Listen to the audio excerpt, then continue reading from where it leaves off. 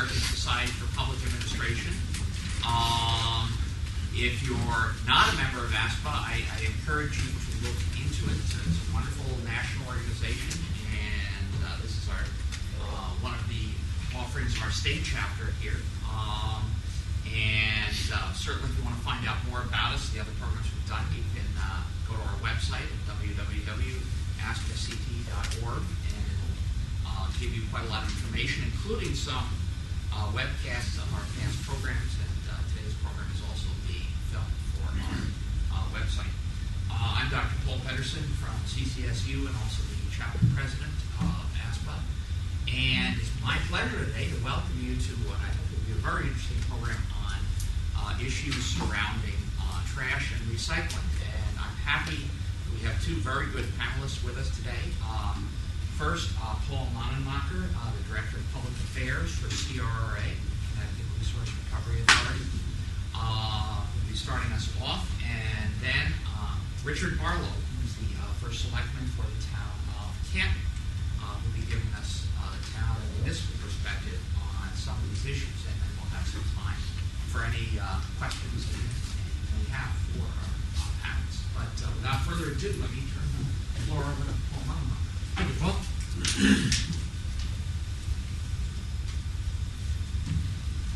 Good morning, everybody. Thanks to ASPA and to Dr. Pedersen for giving us a few minutes this morning to talk a little trash. I promise I'll be the last that I may with regard to that. And let's see. So this morning I want to talk a little bit about the solid waste picture here in Connecticut, specifically where your garbage goes and where it will go. It's a pretty effective system that we have in Connecticut because you put your cans out in the morning, and when you come home at night, like magic, they're empty. There's a lot that goes into making that magic happen. And unlike some places that we've seen in the news from time to time, it's worked every day. Can you remember having garbage piled up on the streets in Connecticut in the last 20, 30, 40, 50 years? The system works. And the reason it works is the state has created a system of regional solid waste entities. They're illustrated on this map. CRRA operates 3 of them. There's the Mid-Connecticut Project, which is the green shaded towns. There's our Southeast Project, which has a trash-to-energy plant down in Preston, almost directly across the street from Mohegan Sun. And our Bridgeport Project, our Southwest Division, I should say now, it changed its name a couple of years ago, has those maroon shaded towns down around Bridgeport. There are a couple of other major players. There's the Bristol Resource Recovery Facility Operating Committee. New Britain is part of that. And there's the Housatonic Resource Recovery Authority. That's kind of those rose-shaded towns to the western part of the state. There's a new player in town, and it's the Central Connecticut Solid Waste Authority. A group of, 21 towns you've got? Has banded together to research their options into what to do with their garbage in the future. The towns that you see in this map in yellow are the towns that have passed an ordinance which has made them members of this new authority. And they're planning, I'm sure Dick will tell you a little bit more about the procurement that they're planning.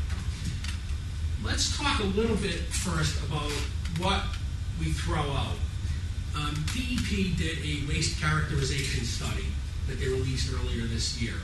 And they sent people onto tip floors all over the state and picked through loads of garbage, and they separated out the different materials, and they weighed them, and they measured them. And based on the data that they collected, and the data that they collected is all on the DEP website. If you have nothing else to do, we want to read it. They extrapolated what they believe we're throwing away. And this pie chart illustrates that most of what we throw away is organics, food waste, yard waste, and paper. despite the advances that we've made as a state in recycling paper, there's still a lot of paper that gets thrown away.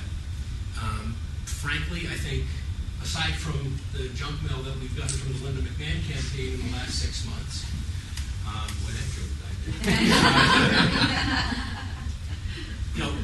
a lot of what paper that gets thrown away is stuff that we maybe don't need to be using.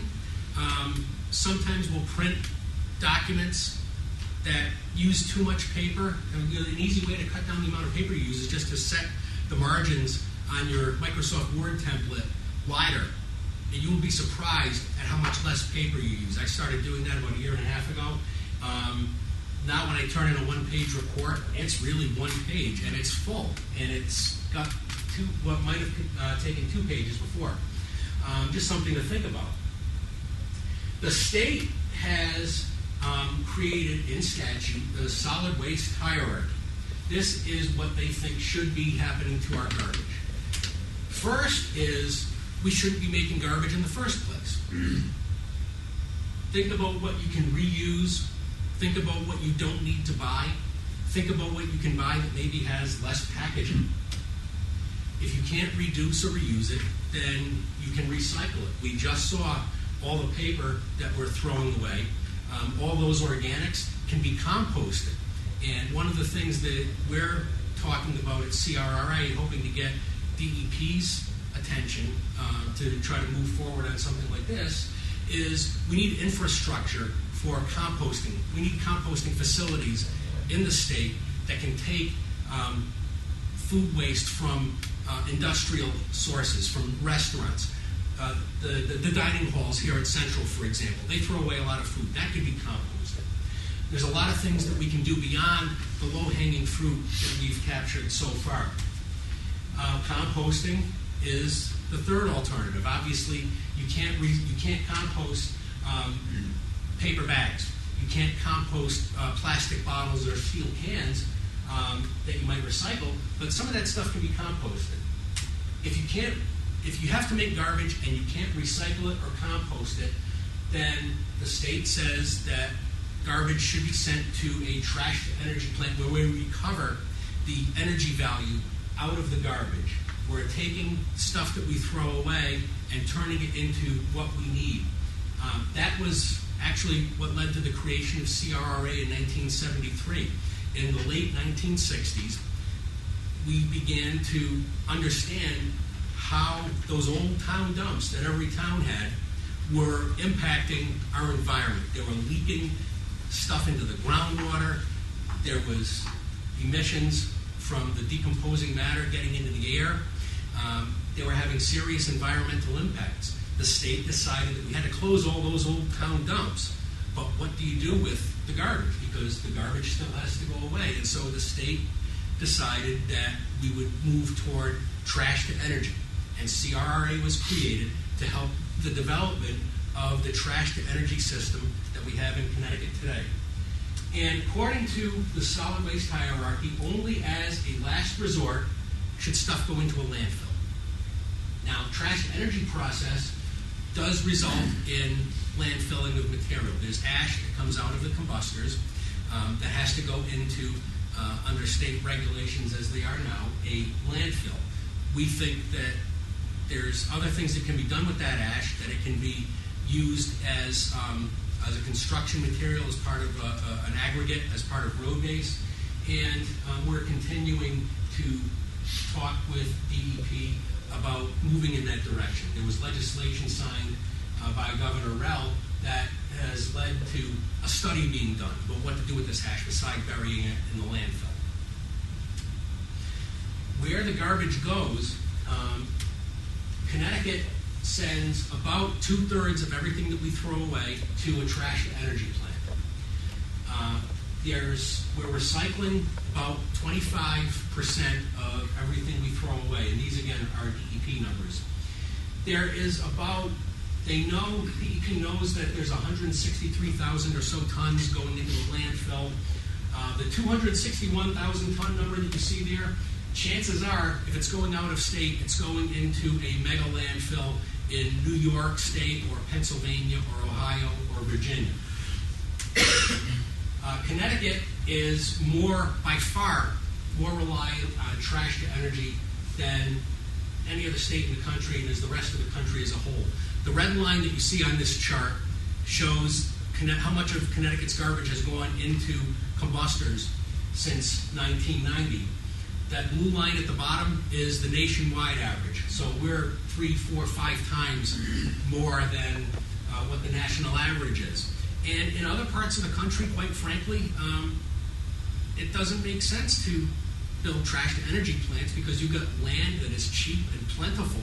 And if you can put a ton of garbage in the ground for $20, it doesn't make sense to put it in a trash to energy plant for $60. Because let's face it, your municipal administrators, if you went to your town council, your board of selectmen, or whoever your legislative body might be, and said, well, you know what, we're going to pay 3 times as much for garbage next year because we're not going to put anything in the landfill. What kind of a reaction do you think you get? Unfortunately, economics is a very serious part of the conversation. This is from the Northeast Waste Management Officials Association, and it shows where our exports have been going. The blue line with the blue boxes that you see across the top of the chart is those out-of-state exports. And they have come down in recent years. They're probably hovering at about 250 to 300,000 tons total this year. Garbage deliveries have dropped with the drop in the economy. Garbage deliveries are, in fact, a pretty reliable indicator of economic activity. So if you're in an economics class, there's an extra point for you for extra credit. Deciding where the garbage will go is something that anybody in municipal administration has to consider. One thing to remember is the amount of tons that may be generated in your municipality is not the number of tons that you control. There's a number of reasons for that. First of all, garbage is going to leak out of the system. Garbage is a commodity, and it's governed by the same rules of economics that govern any other commodity. If a hauler can maybe turn right when he turns left because some other disposal facility is having a fire sale that day, and he can get rid of his garbage for $30 a ton instead of $60. Some of them, not all of them, most of them are good, law-abiding businessmen. Some of them will play a little fast and loose with the rules. But what happens to that is if you've got a putter pay, that puts you in jeopardy of having to fulfill the pay part of the putter pay.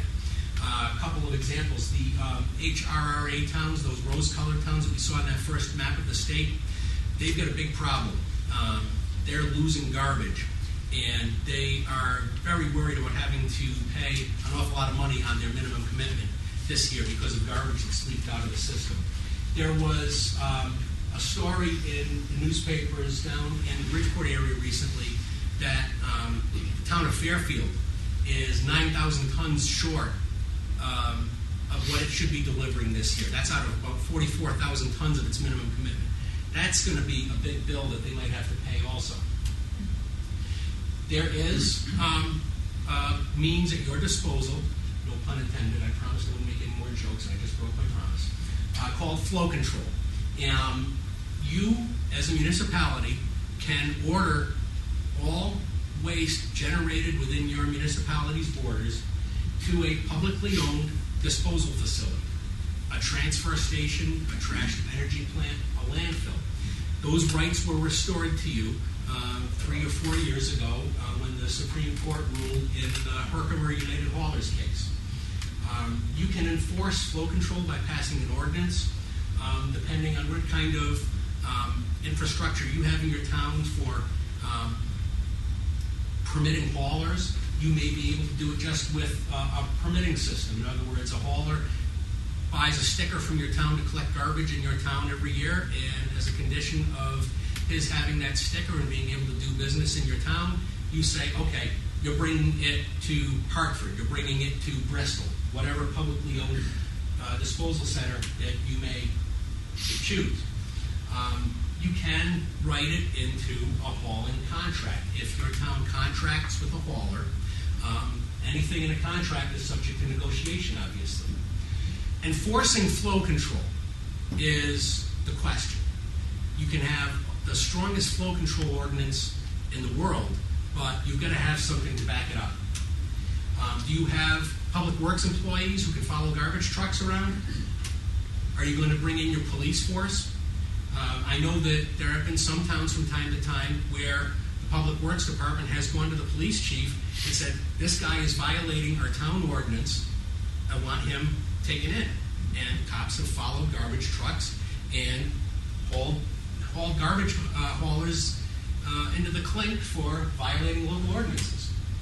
CRRA has an enforcement staff. We do a good deal of that kind of work where if we get a tip, and if any of you are CRRA towns and you know that you've got somebody playing fast and loose in your town, give us a call. We'll get on it. A lot of our enforcement officers are retired police officers, so they're used to doing this kind of investigative work. But you've got to have somebody on the job. As I mentioned earlier, if you don't have something backing up your footer pay, you can get into trouble. Paying for it is a shifting equation. As you can see by that pie chart, most of the garbage that comes to our Mid-Connecticut project from those 70 towns that you saw in green is actually paid for by private haulers, not by municipalities. In fact, most of the garbage is now coming from private haulers billed to private haulers. Where it's going to go is really the $64 question.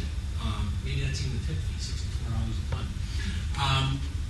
This chart shows, the red line is our in-state disposal capacity. The green line on the left is what we've generated. And as you can see, in the last 11, 12 years, it's never really maxed out our disposal capacity in state. DEP projects that eventually the economy is going to get better, and we all know it will. And once it does, garbage is going to start flowing again. Generation rates are going to increase again. Our in-state disposal capacity is not. Trying to build something in Connecticut in this day and age, as we found out when we tried to build an ash landfill in Franklin a couple of years ago, is going to be impossible. If someone hears the word garbage in your town, you can bet your last dollar that there's going to be a group of neighbors that are going to rise up and fight it. They'll get the attention of their legislators, who will in turn get the attention of people in Hartford, and it will stop. The concept of the greater good that I think all of us in government try to keep in mind doesn't seem to exist anymore. We have looked at there are emerging technologies that might supplant one day garbage to energy. These are some fancy names basically for new technologies for turning garbage into electricity. At CRRA, we have a committee that was charged by the legislature to study future options beyond the date that our MSA expired in 2012.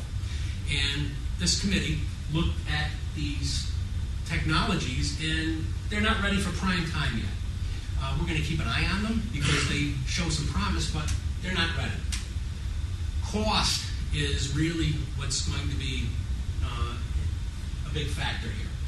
The Program Review and Investigations Committee, the legislative PRI staff actually spent about 2 years looking into the solid waste system in Connecticut. They did a very extensive study of how everything works and what it costs.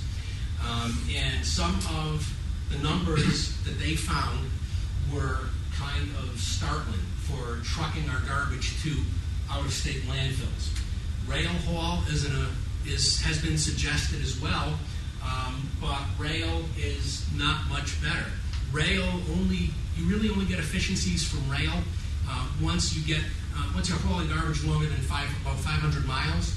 But even then, you're at the mercy of the railroads, because the railroads are going to tell you when your garbage gets picked up The railroads are going to tell you when your cars are returned to you so you can fill them again. There are a couple of caveats here. First of all is the volatility in fuel prices. We all remember a couple of years ago when diesel was $5 a gallon. The other thing was that PRI did not do a full-blown competitive procurement. These prices were based on gate rates and calculated transportation costs. As they say in the car commercials, your mileage may vary. There has been one offer put on the table with a firm number on it, and that was by Covanta, which has been going around to different councils of governments around the state and putting this offer on the table. $65 a ton with a cost of living escalator. Part of this offer is contingent on their securing regional transfer station capacity, because most of their disposal capacity, as it is today, is out of state. So you got to put it on a truck and get it somewhere. That gets back to the question of where you're going to build one of these 1,000-ton-a-day transfer stations that you need to move garbage in that kind of volume. We're working on new contracts as well, and we are confident that the terms that we're going to be offering to our towns are going to be more attractive than what they are now. We figure our electricity is going to be worth more once we can get out from under these long-term contracts that were signed in the 1990s. Most of our power gets sold for 3.3 cents a kilowatt hour, which is about half of the market rate. We're expecting that our competitive procurement for operating contracts, for the people that come in and actually run the burners and the shredders, we expect that doing the competitive procurement for those services is going to bring us some savings. Our debt service is gone, and our overhead is down. We've already cut our overhead by about 14% in the last couple of years. What we envision our offering to the towns is going to be based on our net cost of operations. In other words, what it costs us is what it's going to cost you. The MSA that we're going to be offering to towns at the end of this year, we expect is going to have a not-to-exceed price in it. We are going to offer towns a most favored nation status. No town that signs a Tier 1 MSA is going to get a worse deal than we give to anybody else. If anybody comes in on something other than a Tier 1 MSA, they're not going to get a better deal. We're not going to have any putter pays.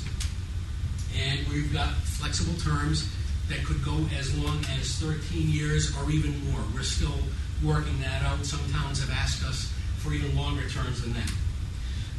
And towns that sign a Tier 1 MSA with us will get a share of surpluses as declared by the Board of Directors at the conclusion of the fiscal year.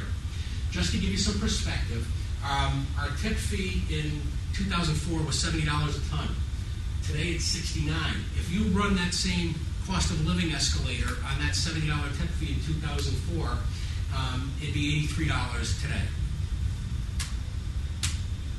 I have to put in a plug for our recycling program. We've now gone to 1 through 7 plastics. Our recycling has increased in the last couple of years in the face of the statewide trend. The towns that recycle with us recycled almost 82,000 tons of material last year. This chart shows the success that we've had from expanding the menu of paper that we can recycle, going to single stream recycling. We expect plastics is going to make a difference as well. And the ratio of garbage that we accept, that we collect from our towns, to recyclables that we collect from our towns, that rate has increased the last 3-4 years. And we're looking for another good year this year. I also want to put in a quick plug for our education programs. We provide really the only broad-based source of environmental recycling education, not just for kids, but to everybody in the state through our educational facilities. We have the Trash Museum in Hartford and the Garbage Museum in Stratford. Both museums are on Facebook, and you can see that it's not just kids that enjoy those facilities. And with that, I leave the turn over to Dick. Turn it over to Dick, and then we'll take questions while we do that. Thank you.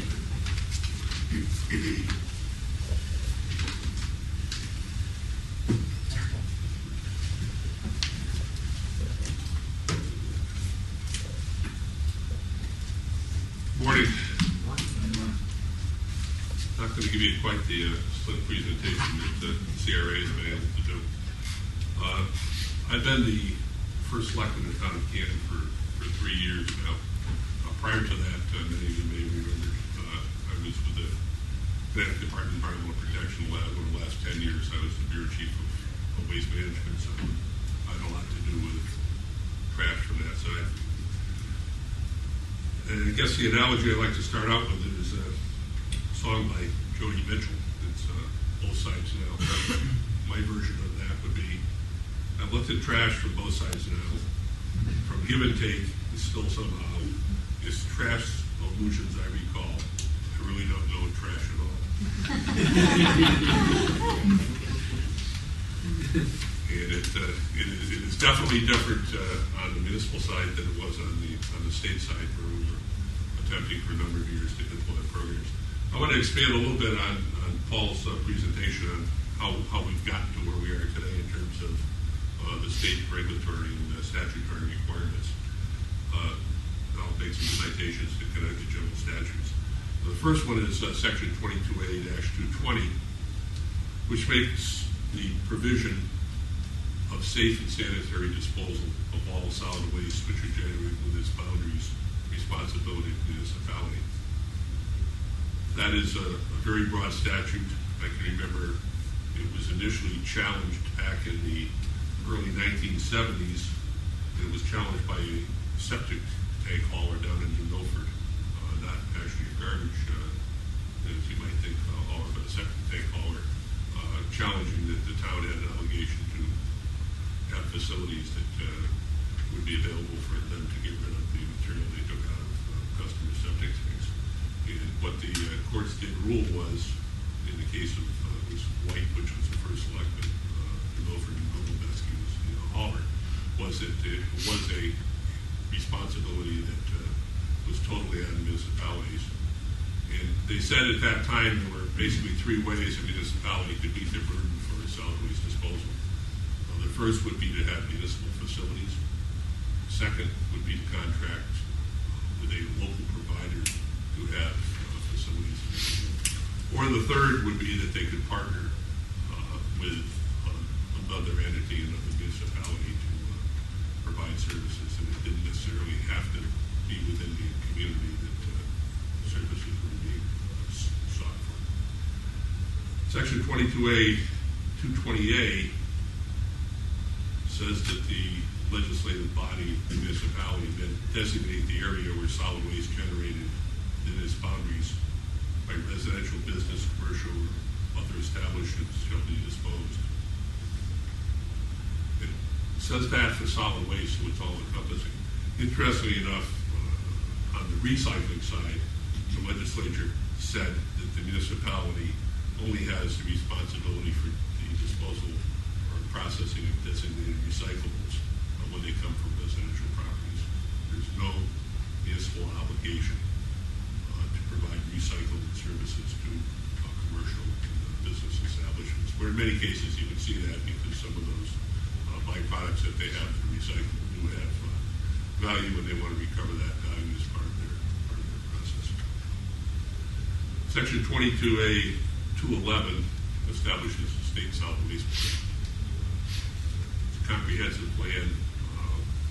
Paul has cited some of the information on that plan. It was very frustrating for me when I was with DEP. We attempted for a number of years to implement a state solid waste plan. We'd have public hearings, we'd have public workshops, we'd go around the state and get it all set. We then tried to move to get it adopted and move to get bounced back by the governor's office. In many cases, I think that back in that era, and I won't characterize that as the existing CRA, but the CRA of that day and era was opposed to many of the things that we were trying to write in the plan. I think that they perhaps had something to do with that. But, that's ancient history, and we do have a new CRA today that has been much more receptive. The statutes also require to allow the approval of contracts for services. So if a municipality is going to enter into a contract with a private hauler to pick up waste in their community on behalf of the municipality. Those contracts have to be submitted to DEP, likewise contracts for disposal. As I said, the municipalities contract with the municipal authority, with another municipality, with the regional entity, with CRA, nonprofit organization, private contractor, any combination of those entities to provide the required services.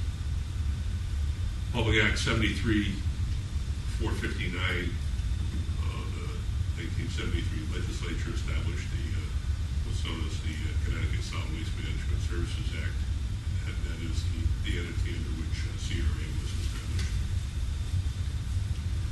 One of the possibly more troubling from a municipal standpoint or a private sector standpoint provisions in state statute is known as the non or determination of need. This is in section 22A, 208, D of the statutes. And it was enacted back at the point in time where Connecticut realized that we were not going to be able to go forward with expansion of landfills, that we might be able to build some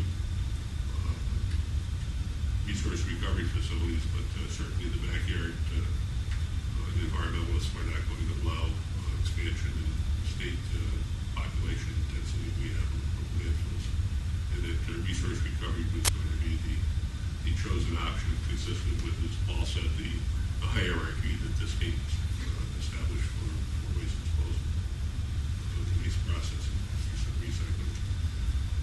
And there was concern that the state was going to all of a sudden become a location where people were going to construct resource recovery facilities for profit, and that we would end up being the disposal site for example, the city of New York.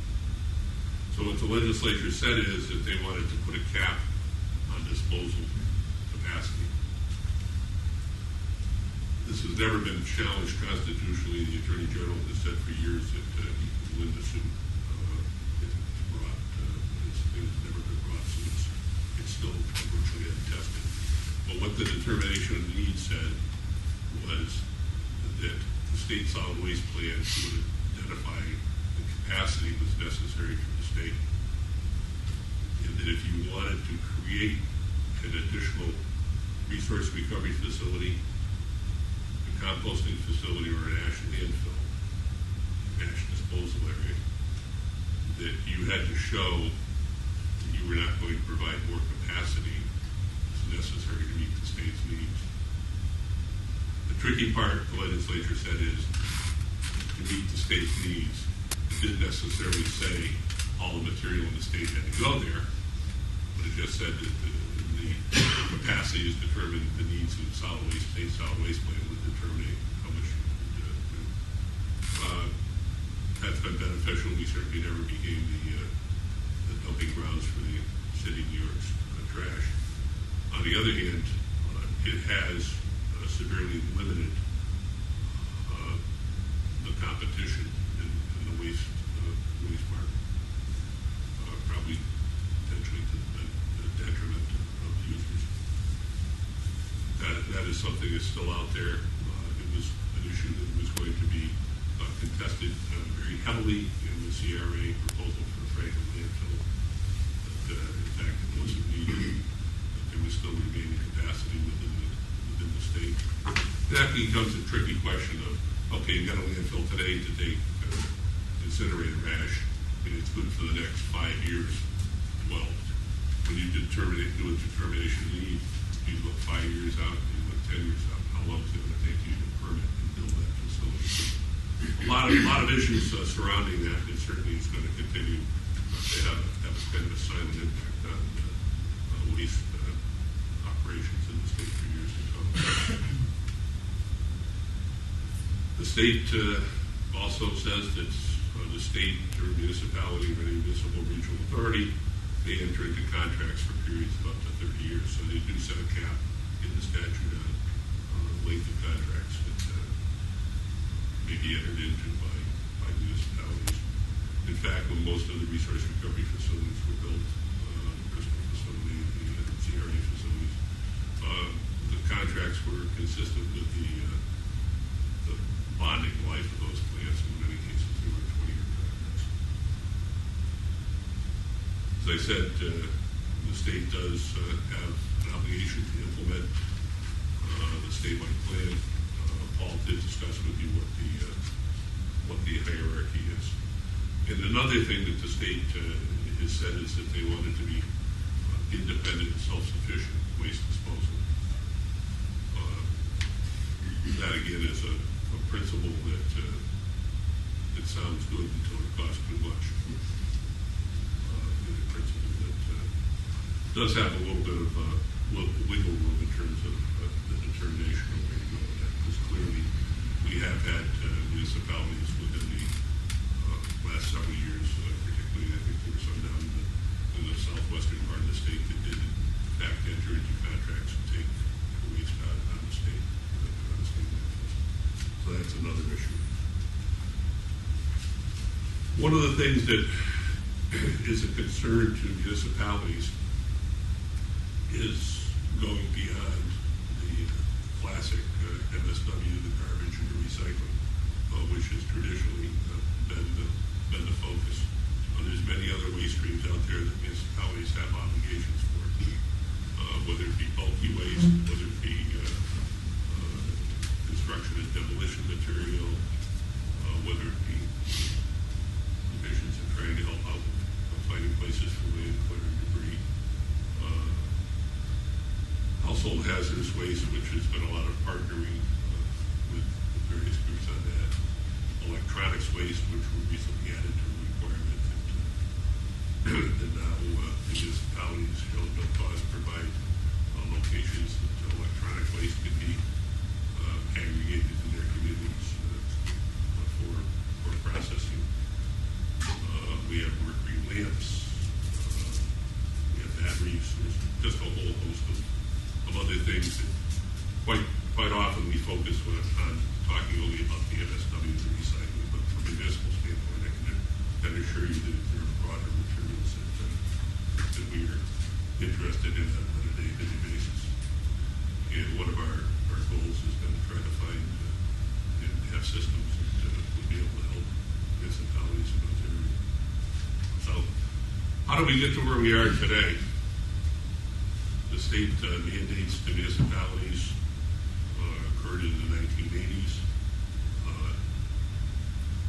In many cases, it's time to close your landfill. It's smelly, it's air pollution source, it's leaking, it's leaching, it's going to get worse. About that time, U.S. EPA came along and enacted Subtitle D regulations, which basically were in place a whole host of additional long-term monitoring burdens on landfills that stayed open after an established deadline in the 80s.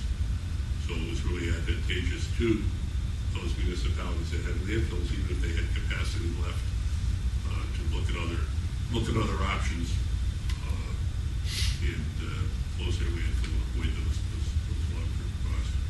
So the state was very active in going out and advising municipalities. We didn't mandate, we advised. We've been one our mind our back that they need to look elsewhere. And elsewhere with CRA.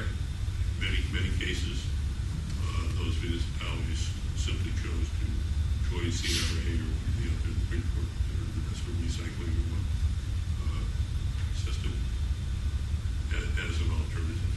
But we did succeed in closing the only municipal landfill left in the state is the Windsor Bloomfield one that has got a couple of years. So it says 2015, and I think that I can remember putting in the course probably 1995.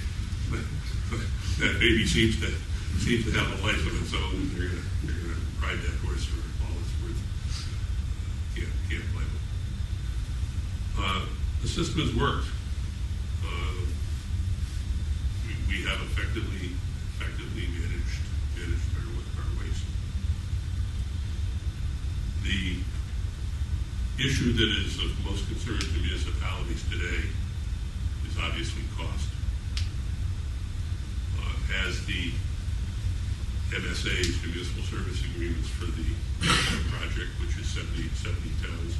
44 of those were original members and had MSA contracts. The others were late joiners and had different contracts. As those expire in roughly 2012, we're going to be looking for the most cost-effective, environmentally sound way to handle the waste that are generated in our municipalities. That may, in fact, very well be CRA. And conceivably, the municipality could say, that's where we choose to go. We don't want to look any further.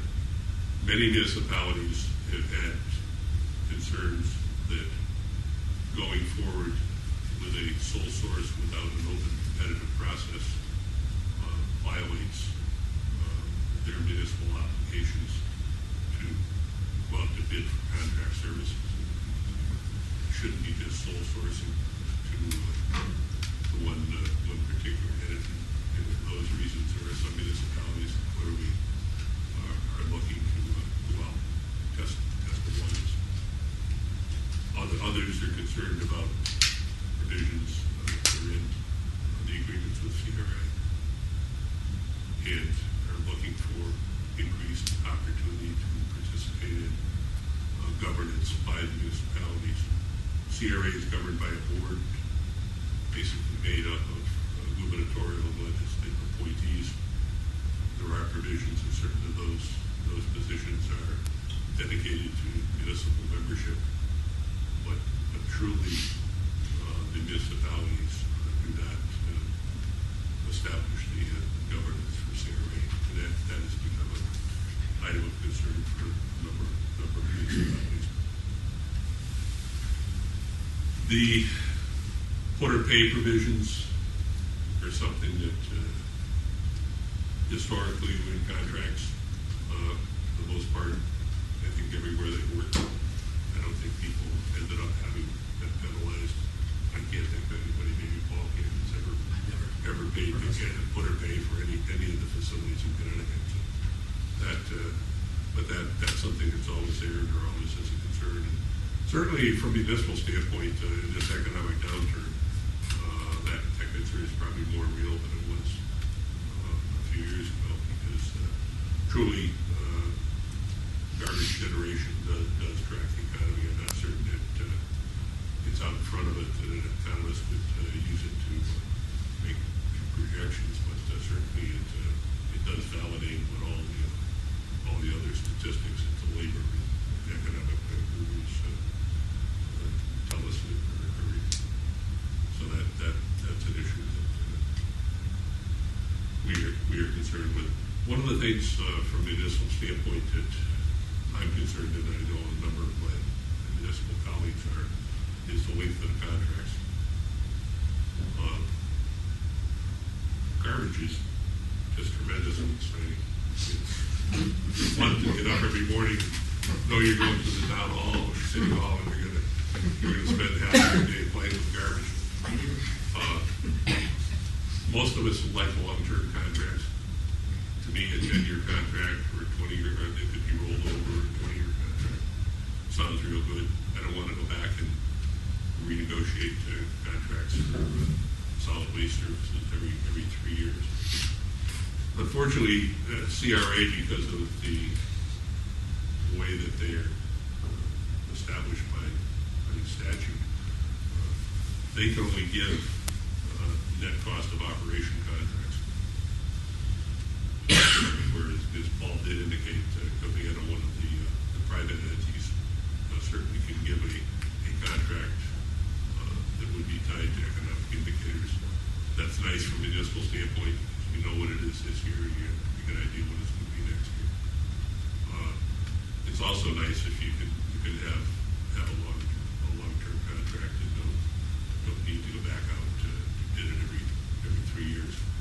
One of the things that the municipalities have asked CRA, there is a advisory committee for the MidCon project, is to try to look at longer-term contracts. And in fact, they've looked at them, but because of the uncertainty of the net cost of operations, they will give you a an opt-out price at which if they exceed, you can opt out. But unfortunately, the farther out you go with the contracts, the worse that figure gets. And it's tied to the situation that they were in. So you would probably get a much tighter opt-out or much more lenient opt-out if you did a 3-year contract than you did, say, a 10-year contract. But that just is a difficulty. I know some of the municipalities are struggling with. Because of the issues that many of the municipalities experienced, concerns they had, the discussion started basically in the Capital Regional Council of Governments, where the vast majority of the 70 municipalities in the mid-Connecticut project are found.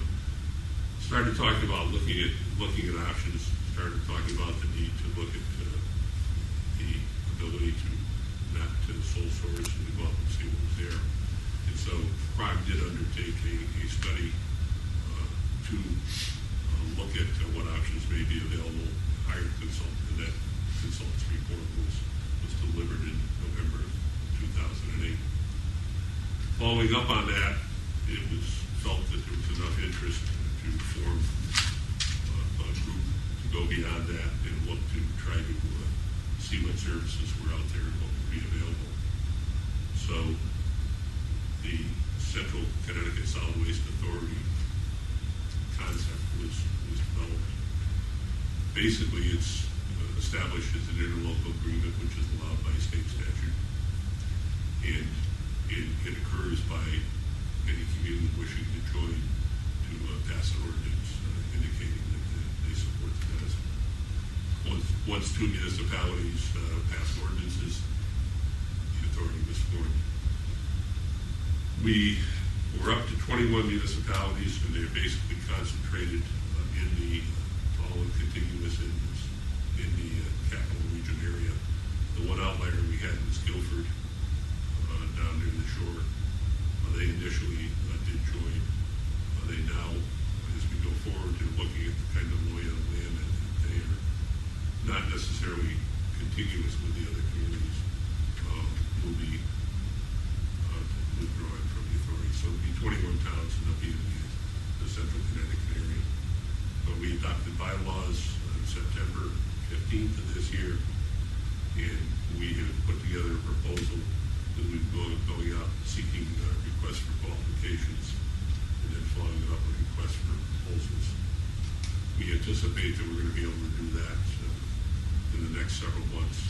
We've had through the Municipal Advisory Committee to the MidCon project, we've been having ongoing discussions with CRA about the scheduling of when that process would culminate. We would have information to make recommendations to the member communities, and we think that we can do it this spring. And in fact, an acknowledgement of that and give us a little wiggle room. CRA originally put out a deadline for municipalities to sign up with the authority for MSAs of January. They had a little slippage on their side.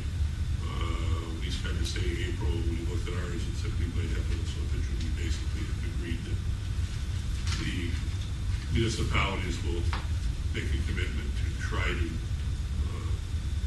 honor a July 1st of 2011 date to opt in or opt out. That's complicated a little bit by a provision that's in the existing MSAs that 44 of the municipalities had, Section 601, which basically said that any member municipality had a period of time after which they were notified that the bonds for the project had been paid off to opt in and get the best contract available to any municipalities. It does cause concerns for CRA as they go forward with energy contracts, as they go forward with operation contracts. It's a great situation for municipalities to be in when that's a certain that it's necessarily everybody's advantage, but certainly a municipality looking at that contract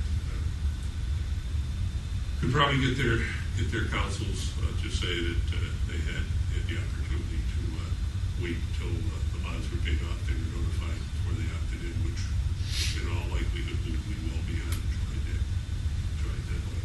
So that's out there. I think that all parties recognize it's in the best interest to try to go forward and to see if we can speed the process up. But I'm sure that there's some municipalities that are going to look at that provision and possibly test the waters.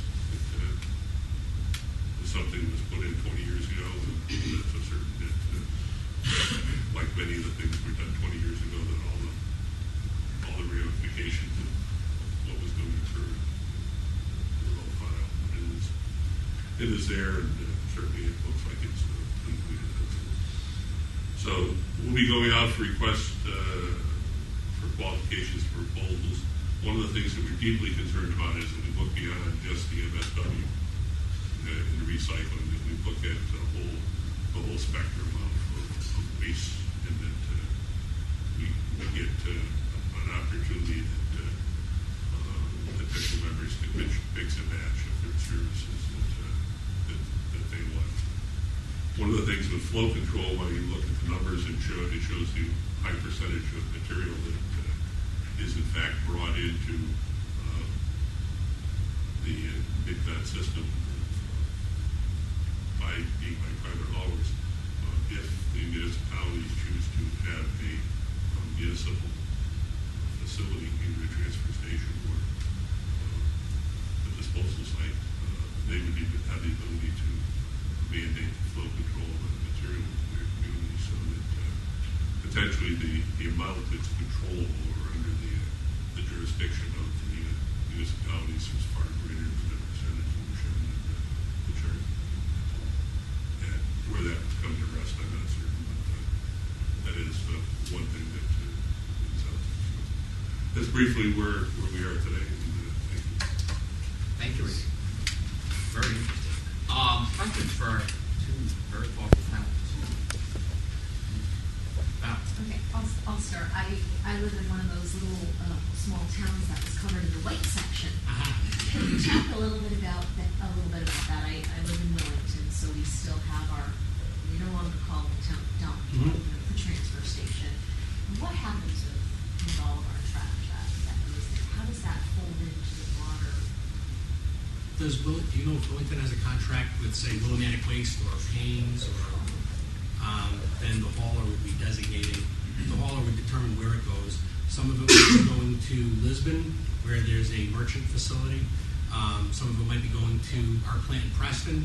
Some of it might be coming to Mid-Connecticut. Some of it might be shipped out of state. Is there any, I'm curious because there's a lot of white up in the northeast town, Quiet Corner. Any plans of, will we continue to be white? Well, I know that, we want to first try to retain as many of our existing towns as we can. We're not fooling ourselves into thinking that we're going to bat 1,000. And that may create opportunities for towns on the periphery, beyond the perimeter of our system, to throw in with us. Some towns may take a look at what the Central Connecticut Solid Waste Authority comes up with and says, might want to get in on that too. So there are options. I think you're probably already in Lisbon, by recollection. Probably, yeah. So there may be already be a business contract similar to the one that Mid-Con had, the Mid-Con town heads or Bristol had, where your community is locked into that Lisbon project for a specific number of years. I'm surprised too at how much compost, 26%, that was a majority, I think, of the pie chart. I know when, I don't know a lot about trash, we don't have the garbage trucks that come by, and we have to actually bring our stuff to the town transfer station, but we've always compost. It's just the way I grew up as a kid in a rural town, but you always had to be careful at where you put it. You build a big compost bin, make sure the animals don't get in it, Yep. and but we do use that. How, can you talk to me a little bit more about composting? I mean, if you look at composting in terms of being a disposal option, the biggest potential source are institutions, universities, schools, businesses, grocery businesses that have produce. DEP a number of years ago did a study, and I believe their GIS plotted of major potential sources of compostable material in the state, with the hope that somebody would take that information, be able to say, okay, if I put a plant here, travel distance, and I can get contracts from UConn, or I can get contracts from the schools in Manchester, or I can get contacts from a certain grocery chain out their distribution system, that they would come forward and the private sector would invest and develop. It hasn't occurred. Yeah, I as much as the idea has merit, I just have a hard time envisioning anything being built in this state, in this day and age. That said, one of the things that we talk about at our museums is a kind of composting that everybody can do.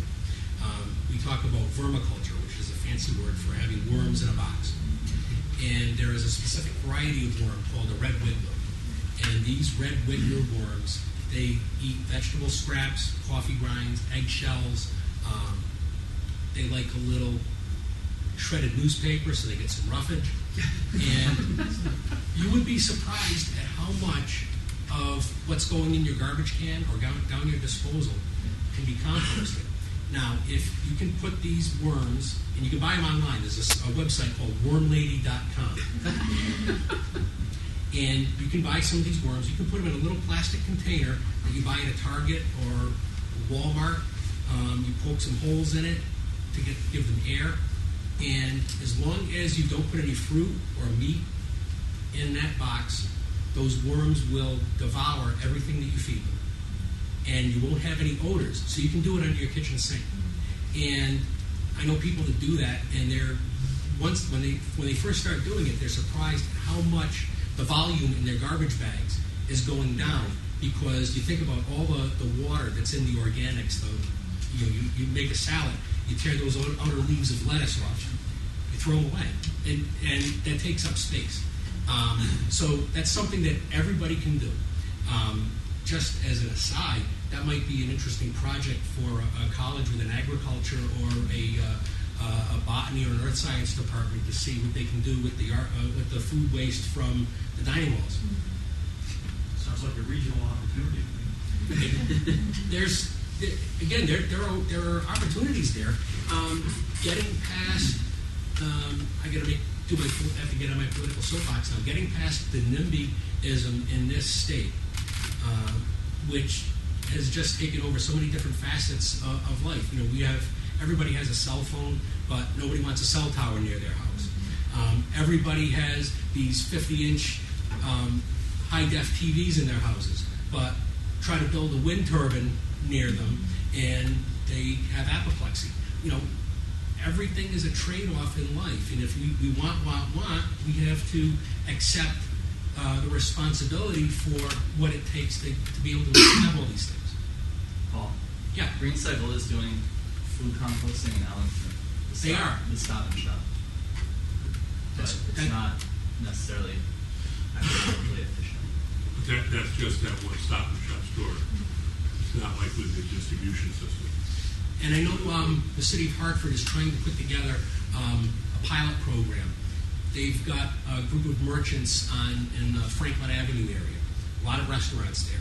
And they see that as a place where it could be economically feasible to send a truck down Franklin Avenue to collect food scraps and try to compost it. I don't know if they've found a home for what they collect yet, but you know that it's as Dick said, when you look at the GIS mapping, there are clusters of activity that would make perfect sense for some kind of a small regional composting facility.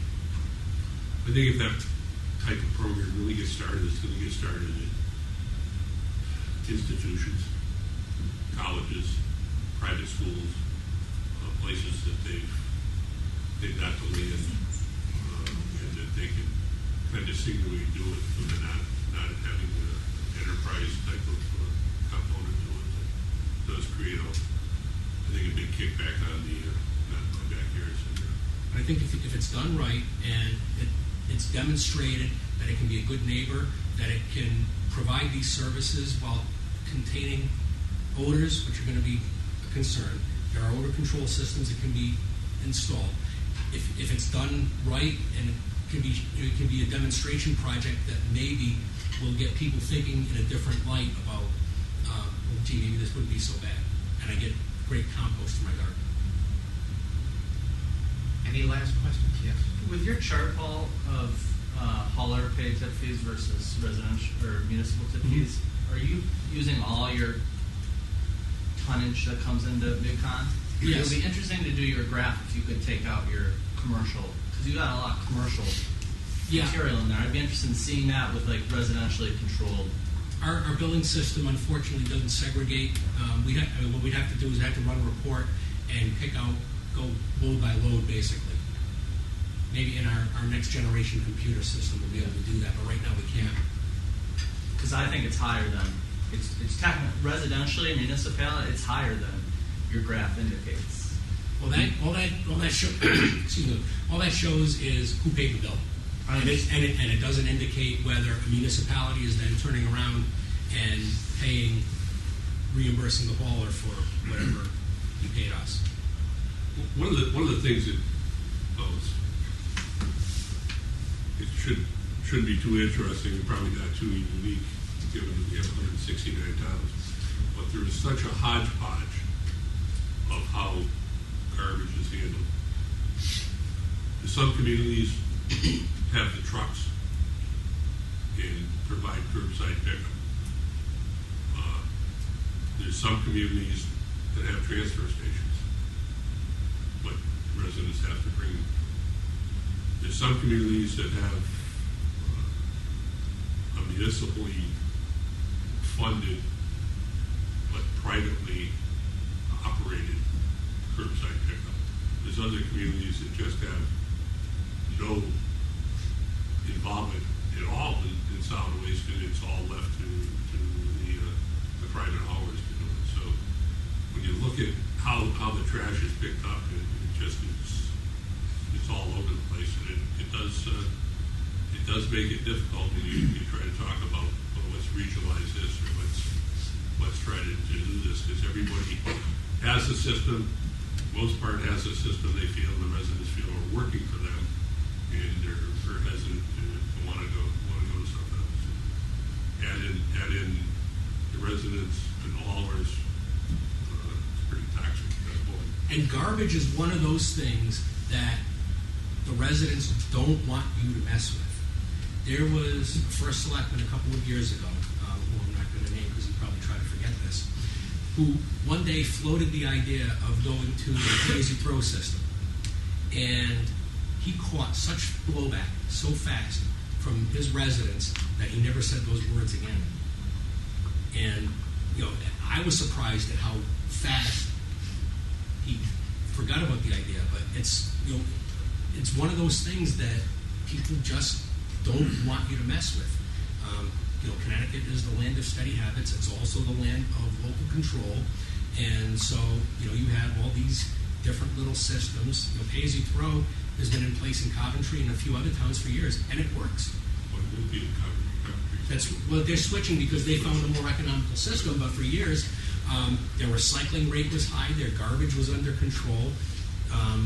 People accepted the system, and the system worked. But I think for curbside, the pay-as-you-throw with purchasing bags is probably seen its day. I know there's a number of municipalities that are accomplishing the same kind of incentive program by charging residents different prices. And I know some private haulers are doing where they charge different prices for different size containers. So if you have a $60 container, you pay so much a month. If you have an 80 or 90 gallon container, you're going to pay more. So I think think that's where you're going to see pay as you throw go. I don't think you're going to see the concept of purchasing the bags. Yeah, getting it That way go up. for a town to get into the retail business, which is essentially what selling those bags is in this day and age. I don't know of too many town halls that actually have someone who would have time to do that kind of thing. But to follow up on Dick's point, as towns have moved to automated collection with single stream recycling, there were a number of towns that started with a 96-gallon tipper barrel for garbage and a 64-gallon barrel for recyclables. Now it's reversed. People are finding that with the bigger barrel, they're recycling a lot more and their garbage is less. So, that has had, again, the same kind of impact, just with that subliminal message that the recycling barrel should have more than your garbage can. And it does seem to be working. And before I take Jeff's last question, just as one information, I know out in California, Palo Alto has exactly that kind of system. You have a very large can for recycling, a large can for recyclable yard waste, and then a small can for traditional waste. To specifically discourage people and say, this is where most of your things should be going, and this is where the minority of your things should be going. If all of us just stopped and thought before we threw something in the garbage, you'd be surprised at how big a difference it would make. Jeff, last question. Speaking of pay as you throw, we have a lot of mattresses with bulky waste. Any emerging technology initiatives from CRRA on how to more efficiently, effectively handle those? Mattresses have become a bigger problem with the downturn in the economy, with foreclosures. Bed bug situation has caused a lot of people to throw out mattresses. We have a bulky waste shredder with which we can process mattresses at a cost. Our Mid-Connecticut project plant is different than most trash energy plants because it's not a mass burn facility. Mass burn plant means just the way it sounds. Stuff gets delivered to the tip floor, gets pushed into the furnace, gets burned, and ash comes out the other end. At MidCon, we shred the garbage and process it into fuel before it gets burned. So we've got to shred those mattresses. We have a bulky waste shredder that will take those mattresses and chew them up and enable us to pull the metal out and burn the stuffing. But it's expensive. I was talking to someone recently who tried an experiment, and he had a couple of guys from labor force and with just a utility knife, and he had them cutting the mattresses open by hand, pulling the stuffing out, pulling the springs to the other side, and his net cost was $5 or $10 a mattress to get rid of mattresses that way. With the amount of mattresses that we have, I don't know if it would make sense, but if you do it on a municipal level, there may be some opportunities there. Mattresses are just one of those things that, we're in a cycle now where we've got a lot of them. I don't know Yeah, right now I don't think you're probably as competitive as the private sector with mattresses. I think some municipalities are using other facilities. The one you referred to is probably our ID one. Yeah. They're very unique as a refuge district for Hartford, Barkhampton, Winston. Yep. Those three. No, just those three. They've done something over the years innovative in terms of their recycling of their metals, where most towns just have a roll-off. You got a piece of metal, you bring it to the transfer station, throw it in. They actually have their crew go through and they segregate out the metals into, here's a piece of copper, here's a piece of aluminum, here's a piece of steel. By doing that, they get a better price for that material when they sell it. In fact, it's set up on an incentive program, I think, where, number might be wrong, 10% of the profit, increased profits they get from that process are given to the guys that do the separation. So they're doing the same thing on the mattresses. I mean, if you've got the right size, you can probably do some of these innovative things. I'm not certain that that's going to work for Hartford. Yeah, and it's not going to work at every transfer station just because you need the room. And you need to be able to bring bodies in without violating any kind of union contracts because it's hard work and you're bending over mattresses all day. But if you can get the people and if you can And if you have the space, and if you can find the right home for the metals that come out afterward, it's worth considering. Thank you. Great program. Thank you.